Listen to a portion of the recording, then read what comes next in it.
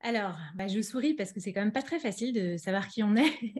Claire. Mais bon, à ce jour, je peux dire sans me tromper que j'ai 45 ans.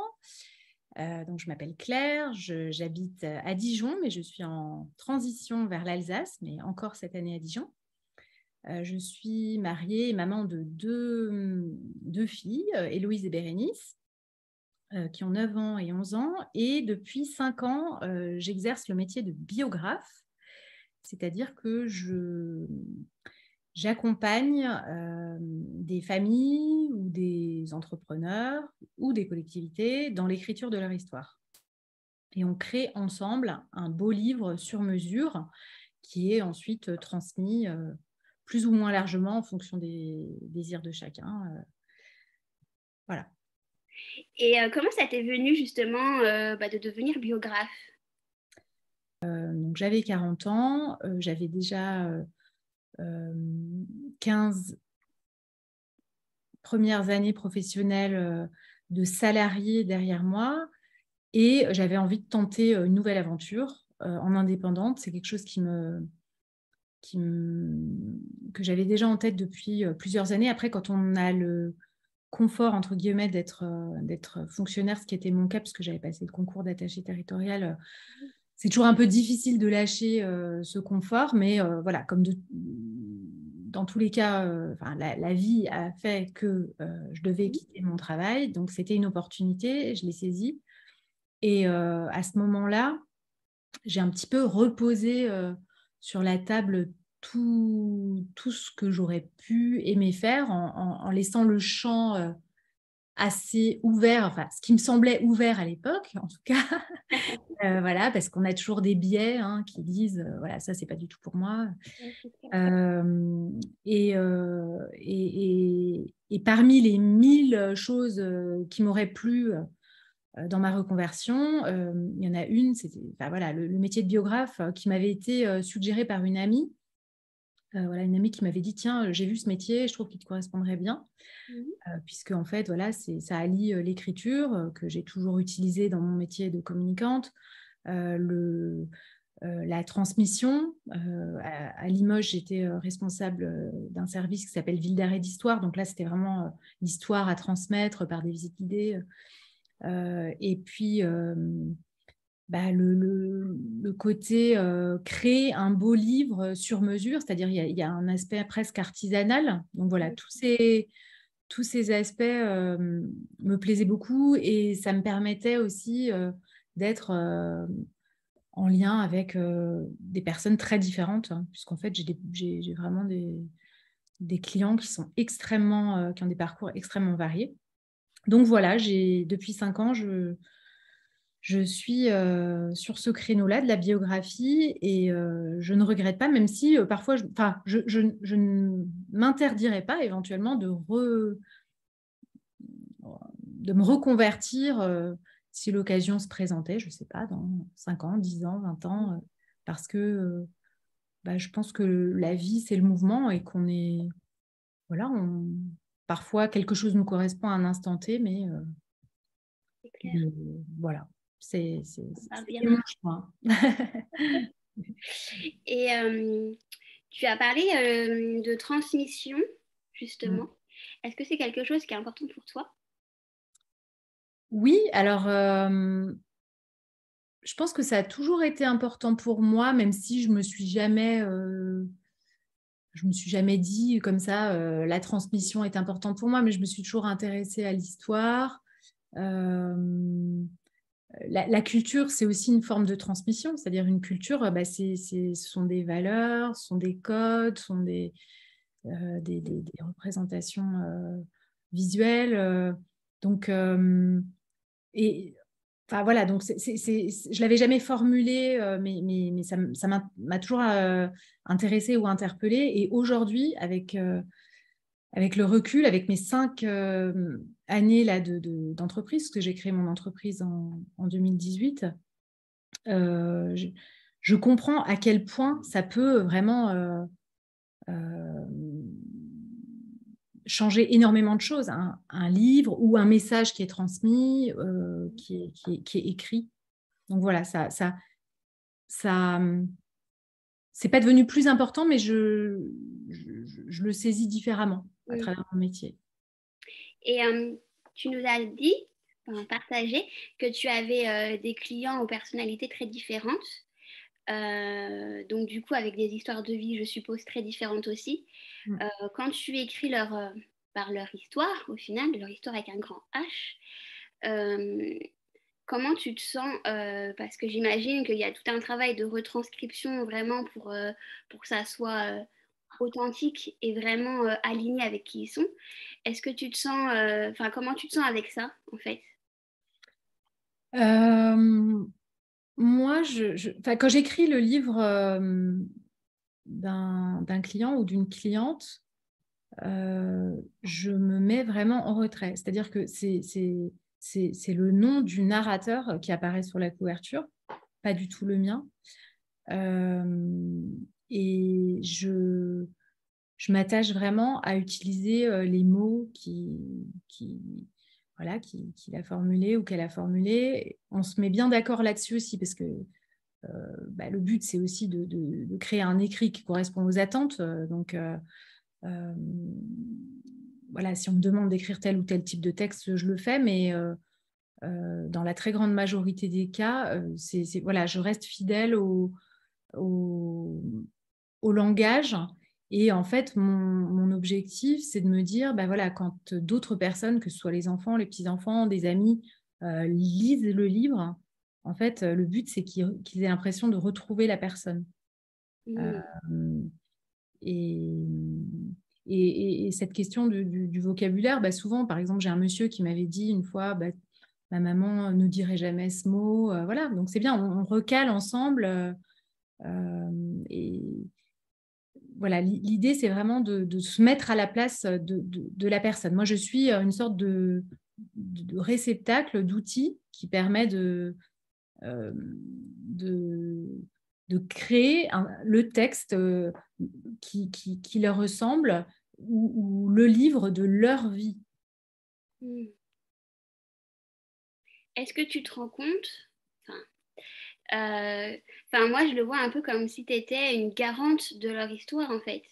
Enfin, je sais pas comment expliquer, je sais pas si ça te parle, mais moi, quand tu m'avais expliqué ton métier, je me suis dit, waouh, comment dirais-je, Responsabilité? responsabilité et engagement, Oui, vraiment, c'est tu vois, que de raconter, mm. de mettre en mots et du coup, forcément en lumière l'histoire de quelqu'un. Je me dis, waouh, enfin, moi, je trouve ça fabuleux. Euh, Alors, j'ai toujours eu conscience de la responsabilité, mais j'y suis d'autant plus sensible là, avec les divers exemples que j'ai eus ces dernières années. J'ai accompagné une dame dans l'écriture de son livre pour ses 100 ans. En fait, c'était un souhait de sa fille d'écrire un livre pour son centenaire. Et, euh, et cette dame m'avait dit dès le début qu'elle ne voulait voilà, rien faire pour ses 100 ans. Bon. Mais qu'elle était très partante pour le livre. Et donc, on n'avait pas beaucoup de temps. On avait quelques mois. En général, une biographie, ça prend 1 an. Et là, voilà, c'était un peu au pas de charge. Donc, on a réalisé les entretiens. J'ai procédé à la phase d'écriture, correction, un petit peu rapidement. Tout le monde, toutes les personnes qui devaient relire, parce que ça c'est très important pour moi, cette étape de relecture. Enfin, je ne suis pas seule. C'est pas moi uniquement qui suis garante du récit qui va être proposé. Moi, je demande toujours à ce que les frères et sœurs, par exemple, ou les enfants, ou toutes les personnes qui peuvent être touchées de près ou de loin par le récit, puissent en prendre connaissance avant qu'il ne soit imprimé. Pour moi, c'est vraiment très important. Euh, et donc, une fois que toutes ces phases avaient été faites, donc on a procédé au bon à tirer, le BAT, qui marque la validation et le passage chez l'imprimeur. Et en fait, cette personne est décédée juste avant ses 100 ans. Et donc, le livre, finalement, ça a été la trace ultime Et vraiment, oui, voilà, moi, ça m'a. Bah, j'en ai. D'ailleurs, je ne l'ai pas su tout de suite. En fait, je l'ai su euh, quand j'ai eu un, comment dire, j'ai un petit texto de l'imprimeur qui m'a dit les livres sont livrés. Donc, en général, j'appelle toujours pour savoir si ça correspond aux attentes. Puis, je voyais que ça a sonné dans le vide, etc. Donc là, je me suis. J'ai appelé les enfants et c'est là que j'ai compris qu'elle venait de décéder. Et cette personne a demandé à ses enfants, juste avant de décéder, a demandé tu donneras bien le livre, tu diffuseras bien le livre. Donc, moi, quand j'ai appris ça, je me suis dit, mais mon Dieu, mais enfin, j'espère voilà, que ce livre, tout est.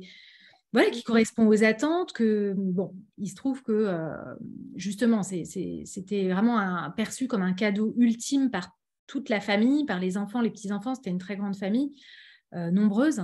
Et donc, voilà, ils ont appris plein de choses, mais là, à ce moment-là, je me suis dit, oui, je pense que si j'avais su ça, j'aurais été à l'avance tétanisée, tu vois. C'est clair, ah bah c'est Non, non, clair. c'est pas possible, c'est trop de responsabilités. Mais à ce moment-là, voilà, j'ai pris conscience de. Voilà, c'est à la fois un honneur parce que moi, les gens, très rapidement, sans qu'on se connaisse, hein, parce que à quelques rares reprises, j'ai fait des biographies de personnes que je connaissais un petit peu, mais la plupart du temps, c'est vraiment des gens que je ne connais pas du tout. Mais en fait, dès les premières minutes, on rentre dans quelque chose d'extrêmement intime parce que, en fait, moi, je ne suis pas une personne de la famille, je ne suis pas protégée. Et du coup, bah, ils me disent les choses vraiment telles qu'elles sont. Et donc, c'est un honneur pour moi, mais c'est aussi vraiment une responsabilité énorme. C'est magnifique. Mais il m'a fallu du temps. Et puis en plus, la famille ensuite m'a envoyé une lettre pour m'expliquer ce qui s'était vraiment passé parce que moi, ça m'a tellement bouleversée sur le coup. Et puis en plus, comme cette dame m'avait dit, je ne veux rien faire pour mes 100 ans, enfin, je me suis dit, bah, effectivement, elle n'a rien fait pour ses 100 ans. Enfin, tout était, tu vois, et donc, bah, il reste le livre. Mais ouais, c'était quand même une sacrée histoire. Donc maintenant, à chaque fois que je réalise un livre, j'ai ça en tête. Je me dis, bon, bah voilà, il faut que ça soit à la hauteur de la responsabilité qu'on m'accorde. Mm. Ouais, et au final, il y a vraiment, voilà, on te partage vraiment de l'intime. Et du coup, il y a une certaine confiance qui s'instaure, d'ailleurs qui est nécessaire, je pense. Mais je pense que tu as la capacité ouais, d'instaurer un climat hyper sécure, en fait. Et comme ça, les personnes, elles ont l'espace de se dévoiler. Ouais. Alors, en amont, mais je pense que c'est important. Enfin, moi, je le fais. Je l'ai toujours fait, mais je fais un contrat, tu vois, parce que je trouve que c'est important que les choses soient écrites noir sur blanc pour qu'il n'y ait pas de. Comme ça, le cadre est posé. Exactement, le cadre est posé. Et puis, parfois, il peut tout simplement y avoir des malentendus, tu vois, on peut mal se comprendre. Donc voilà, pour moi, le contrat, il pose les choses. Et puis, il pose aussi le cadre de confidentialité, tu vois, qui est très, très important. C'est-à-dire que moi, tout ce qu'on me confie, reste chez moi. Même pas, j'en parle. Je peux parler vaguement enfin, mais je ne dis jamais de nom. Je ne donne pas d'indication, sauf si comment dire, si c'est un récit qui doit être édité et donc là, C'est qui a différent. vocation à être diffusé au maximum. Mais donc voilà, le cadre de confidentialité qui est vraiment officialisé, pour moi, il permet déjà, tu vois, d'être dans un cadre de confiance. Et puis ensuite, je pense qu'on se confie différemment à une personne qui n'est pas de la famille, tu vois. C'est clair. Vraiment, parce que, enfin, moi, j'ai eu cet exemple. Mon papa, après avoir fait plusieurs biographies, je l'ai vraiment poussé à faire sa biographie. Et il l'a fait tout seul, hein, c'est-à-dire il a écrit tout seul parce qu'il pouvait très bien le faire. Et je dois dire que j'ai été très contente qu'il le fasse tout seul parce que en étant sa fille, je pense qu'il m'aurait il m'aurait pas parlé comme à une personne extérieure. Et Y a pas en fait, je pense que quand la personne est extérieure à la famille, aux amis, il n'y a pas d'affect. Du coup, on peut y aller, quoi. ouais, c'est ça. Et moi, toujours, dans tous les accompagnements que j'ai eus, toujours, il y a un moment où on me dit, bon, alors ça, on va pas l'écrire, mais je vous dis quand même. Ouais. Voilà. Et en fait, ça me permet, moi, de mieux comprendre certaines choses. Et évidemment, je le garde pour moi, mais parfois, ça éclaire des situations où parfois, c'est relativement anodin. Enfin, voilà, mais il y a toujours ce moment-là. Et je pense que c'est important aussi. Enfin, moi, la plupart des personnes que j'accompagne sont assez âgées. Et en fait, pour elles, ça permet aussi de déposer certaines choses, d'être pleinement, comment dire, euh, authentique avec quelqu'un, en fait. Mm. Parce que c'est sans enjeu, tu vois. Ouais, ouais, c'est clair. Je trouve ça. Enfin, moi, vraiment, hein, je trouve ton métier incroyable de laisser ouais, une trace de toute sa vie ou d'un passage de vie qui a été important. Euh, Enfin, je sais pas, je trouve ça dingue. Alors, peut-être c'est parce que c'est en résonance avec moi aussi, mon parcours, mais je trouve ça incroyable, vraiment. Je trouve ça vraiment que c'est un beau cadeau. Je sais pas comment si tu le perçois comme ça, mais je trouve que c'est un beau cadeau que tu offres aussi bien aux personnes que tu accompagnes, mais au monde, vraiment. Enfin, comment tu le perçois, toi? Alors, depuis le début, je me rends compte que le livre, tu vois, l'objet est un beau cadeau. Et d'ailleurs, la plupart du temps, c'est un cadeau, c'est-à-dire que c'est un cadeau qui est offert pour une occasion, tu vois, 80 ans. Ah, quelque chose de très particulier. Voilà, c'est ça. Ou alors, voilà, ça peut être un cadeau collectif. Euh, et quand on remet le livre, moi j'aime bien qu'il y ait une sorte de petite cérémonie. Et très souvent, ça se fait spontanément, c'est-à-dire les clients. Ouais, un rituel de passage, en fait. Ouais, c'est ça, complètement. Euh, Très souvent, ça se fait. Oui, les personnes me disent, ah ben tiens, on va faire une petite fête, ou puis on réunit toute la famille et on le donne à ce moment-là. Euh, mais euh, ça fait peut-être 1 an que je me dis que finalement, ça va au-delà du livre, tu vois.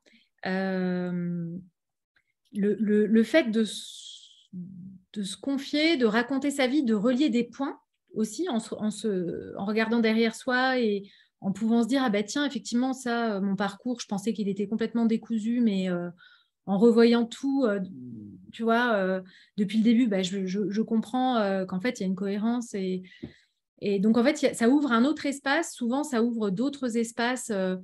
Bah, les enfants me disent souvent, bah, tiens, ça y est, mon père m'a parlé de ça alors qu'il ne me parlait jamais de ça avant, ou alors il a voulu me montrer des photos. Donc, ça ouvre. Et puis, bah, j'ai l'impression, mais je ne sais pas trop comment le formuler, que mon travail va au-delà de mettre des mots Mais c'est sur du papier, tu vois. clair. Ah, Euh, c'est évident. et d'un côté, c'est magnifique, et de l'autre, finalement, c'est quand même assez chargé, tu vois. Bien sûr. Et moi, voilà, mine de rien, au bout de 5 ans, je sens parfois, tu vois, cette charge.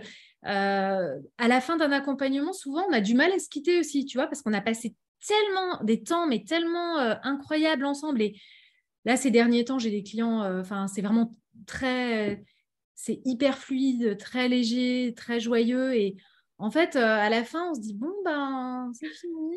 Ouais, Et il y a c'est des connexions hyper fortes qui se créent. Enfin, Mm. vous vous êtes choisis, hein, de toute façon. D'un certain Oui, point de vue, vous ouais. êtes choisis. Oui, oui, oui, oui. Et puis, j'aime bien revoir mes anciens clients, tu vois, pour, c'est comme ça, en les croisant. Et très souvent, tu vois, on prend un café, ils me disent, bon, bah, je vais voir mon fils à Toulouse, parce que vous savez, j'ai un fils à Toulouse. Et je dis, oui, non, mais je sais très bien que vous avez un fils à Toulouse. Je connais toute votre vie en détail et je m'en souviens. Donc, ouais. C'est génial. Et puis, euh, tu sais, tu partageais que tu as l'impression que c'est au-delà de mettre des mots sur un bout de papier. Moi, je trouve que ça ouvre vraiment un espace de libération et de guérison. Enfin, c'est comme ça que je le vois. Oui, après, tu vois, c'est presque un peu paradoxal de dire ça, parce que moi, mon domaine, c'est les mots. Ouais. Et du Mais coup, les mots guérissent, hein. mais non, mais tu vois, de dire que en fait, ça va au-delà des mots, mais ça va au-delà parce que moi, j'arrive même pas tellement à trouver les mots pour expliquer ça, tu vois, encore, ça reste un peu diffus pour moi. Mais oui, oui, complètement. Alors, euh, quelqu'un m'a dit un jour, ah bah, c'est un peu thérapeutique, votre truc. Enfin, tu vois, c'est un peu une thérapie.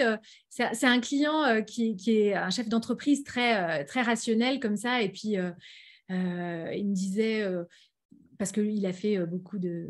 Il a aussi été chez des psychothérapeutes, tu vois, donc il pouvait comparer. Et puis il me disait, oh, bah, il y a quand même des similitudes. Et je lui disais, non, pour moi, c'est deux choses très, très différentes. Tu vois, c'est pas un travail de psychothérapie, mais oui, comme tu dis, c'est un travail de guérison ou même de réconciliation avec soi. Complètement. Enfin, moi, souvent, j'ai l'impression qu'il y a une forme d'apaisement, tu vois. Quand le livre a été fait, qu'on a pu raconter son histoire, que, tu vois, que les personnes, très souvent, quand leurs enfants leur ont dit, bah tiens, tu pourrais raconter ta vie, moi, la première fois, ils me disent, ouais, j'ai rien à raconter, puis après, on arrive à un livre de 200 pages, ils se disent, ah bah quand même, tiens, oui, c'est vrai. Ouais, j'ai remarqué, on a souvent l'impression de ne rien avoir à raconter. C'est incroyable. Alors moi, ce qui me fait un peu rire, c'est que souvent, ce sont les femmes qui disent ça, et les hommes, ils me disent, ah non, mais attendez, 10 heures, ça va pas suffire. Non, non, non, non. Tu vois, en moyenne, c'est 10 heures d'entretien, ou 10, parfois, ça va jusqu'à 12, 15, mais... Et en fait, c'est drôle de voir cette perception, tu vois, des C'est femmes qui disent, incroyable. oh, moi, j'ai rien à raconter, puis les hommes, attendez, non, attendez là, parce qu'il y a tellement de trucs. C'est drôle, je trouve. C'est rigolo. Mais ouais, je trouve que c'est vraiment, quand c'est retransmis à la famille, je trouve qu'il y a aussi une espèce Enfin, je le vois un peu comme du soin, c'est-à-dire que ça soigne aussi les lignées. Enfin, c'est comme ça que je le vois, tu vois.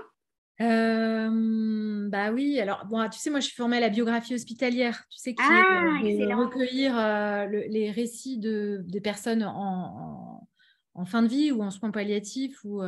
Donc oui, enfin, la biographie hospitalière, elle est vraiment perçue comme un soin, en fait, tu vois, comme une manière de sortir des médicaments, et donc comme un soin, comme aujourd'hui dans les hôpitaux, tu as d'autres soins, des soins, je crois qu'on appelle ça les soins de confort, ou je ne sais plus comment ça s'appelle.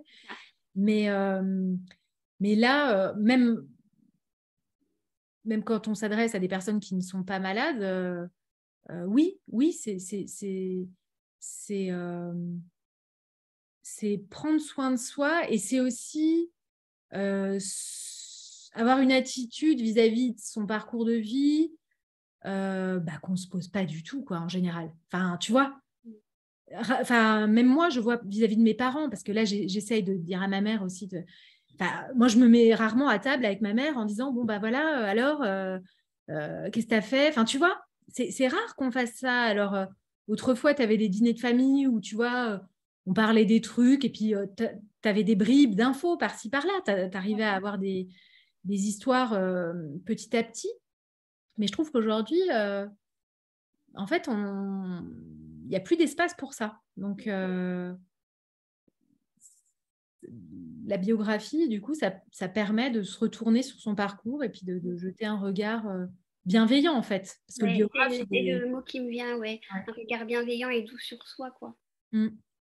Ouais. C'est une façon de s'honorer, moi je le vois vraiment comme une façon de s'honorer au final, honorer son parcours, sa trajectoire Mm. et ce qu'on a fait, ce qu'on a créé, ce qu'on a Mm. vécu, honorer la vie, quoi. Mm. Ben, surtout que, tu vois, tu me demandais tout à l'heure qui étaient mes clients. Donc, j'ai des clients qui ont un parcours, tu vois, singulier, dans le sens où ils ont créé des grandes entreprises. Et en fait, j'ai des parcours plus a priori ordinaires, Mhm. mais en fait, qui sont tous à leur manière extraordinaires, je trouve. Tu vois, mais vraiment, enfin, rien qu'une personne qui a 90 ans aujourd'hui, en fait, elle n'a pas connu l'électricité, le téléphone, Mm. les voitures, évidemment pas Internet. Ouais, c'est Enfin, tu vois, mais incroyable. c'est complètement hallucinant. Enfin, C'est incroyable. Mm, Ouais, ça permet de voyager dans le temps aussi, du coup. mm. Et dans l'espace, parce que tu as plein de... euh, tu peux avoir plein d'univers différents. Ouais, enfin, je suis fan. Et, et, euh, comment parce que voilà, tu rencontres des univers très différents, des personnes très différentes, avec des temps très différents, des âges différents. Comment tu fais pour t'adapter? Ça vient naturellement? Ça se fait comment? Euh, alors, euh, si vraiment c'est un univers que je ne connais pas du tout, je me renseigne un petit peu, tu vois, je me documente, histoire, dans tous les cas, quand il y a des dates ou des événements, tu vois, qui se raccrochent à la grande histoire, je vérifie Mm. que bah, c'est bien la bonne date, le bon lieu. Euh, mais non, en général, tu vois, bah, je suis là pour recueillir une parole, tu vois. Donc, en fait, j'essaye surtout d'être fidèle à la personne. Ok. Ouais, tu ouvres vraiment un espace où tu l'accueilles comme elle est, peu importe l'univers, etc. Ça, c'est comme si tu plongeais à l'intérieur de la personne, en fait, et de Mm. son univers et de qui elle est. Oui, et c'est drôle parce que je me disais, enfin, je me faisais la réflexion, enfin, tu vois, on est tous dans notre vie quotidienne, on peut avoir des jugements. Enfin, moi, ça m'arrive d'avoir un jugement. J'ai des enfants, j'ai un mari. Donc, rapidement, je peux avoir un jugement sur une chose.